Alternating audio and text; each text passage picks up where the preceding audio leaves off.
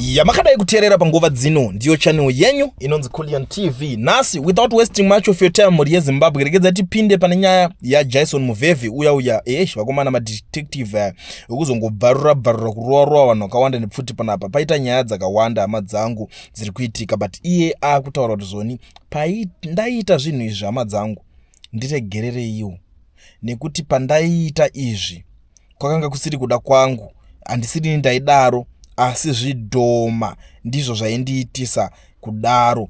Ndo situation yatiri kunzwa panapa muri yeZimbabwe.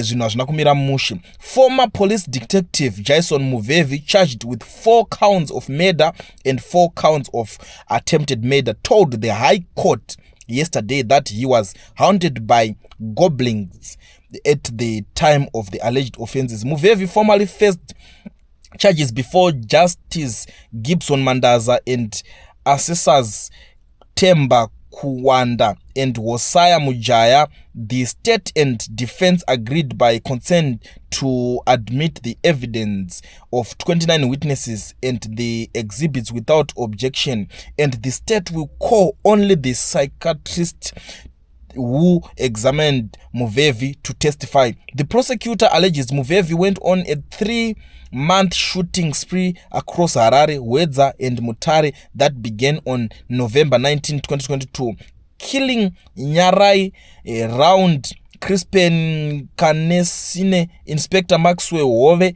and Munashe Majani, and wounding 4 others. Muvhevhi was arrested in Mozambique on January 15, 2023 and extradited to Zimbabwe. Through his lawyer, Jackie Sande, Muvhevhi's defense said he was suffering from mental illness during the incidents, describing him as restless and being haunted by goblins, and arguing the attacks were unprovoked, carried out in daylight in the presence of bystanders, and followed by behavior such as kicking victims' bodies that the defense says indicates a mind unhinged by illness. The court heard that state doctors diagnosed mental illness after his arrest and ordered his detention at Chikurubi Psychiatric Unit, where he has reportedly been treated for 3 years. The court adjourned to Monday for the psychiatrist's evidence, after which the judge would decide whether Muvhevhi is criminally responsible or not guilty by reason of mental illness. Ndo pane nyaya yava Muvhevhi iko zvinezvi. VaMuvhevhi vari kuti zvoni aiwa zvanga zviri chidhoma, zvanga zviri kundinetsa kuti ndizorova vanhu marovero endavaita nepfuti, asi pari kunzi aiwa yamataura tainzwa vaMuvhevhi zvigedzai timbodedza vekupsychiatric vacho vakakudedzai, vakakutestai, vauya vachizotestifya kuti zvinhu zvanga zvakamira sei pane situation dzenyu dzamukutaura. Zvekuzoti ndiregerere ndakashandzwa nechidhoma, aina ndononga dzimwe dzacho dzinenge dzanguvawo nyaya ini. And I don't think kuti vanhu vanokwanisa kutoteerera potonzi patotongwa munhu otonzi abuda anga akaita zvinhu zvekuuraya vanhu maurayiro ayaita. I don't think so.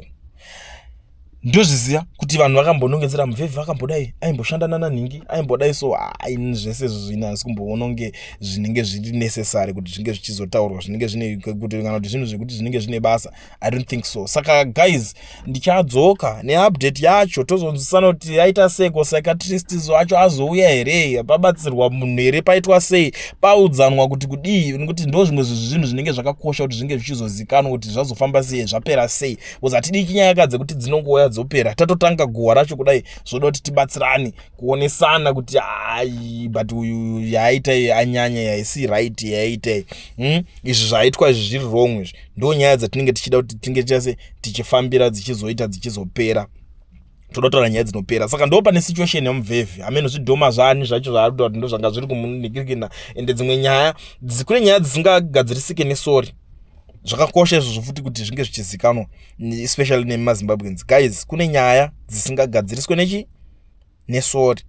zvakakosha izvo zvekuti vanhu munge muchizviziva. But anyway, rekedza tione, kune sori dzimwe dzinoona unzwika vanhu vacho kangoita tumari futi ukangosangana netuma US hosioni kushitaura mukoti ndi lawyer, dai atori murombo asina lawyer ipapa kungosvika nokunzi chibaba handiti mangauraya vanhu vakati saka zvazodii pamwe pfungwa dzangu pamwe ubva watoenda. But this one iri trick, gedza toona kuti ichatongwa sei nyaya yacho. Zvakakosha kakuti muzongoziva kuti nyaya dzakaita sedzidzi dzinotongwa sei, mozokurawo midzidzi dzavanhu venyu kuti shamwari ukatamba uchidai so waenda ameno zvako.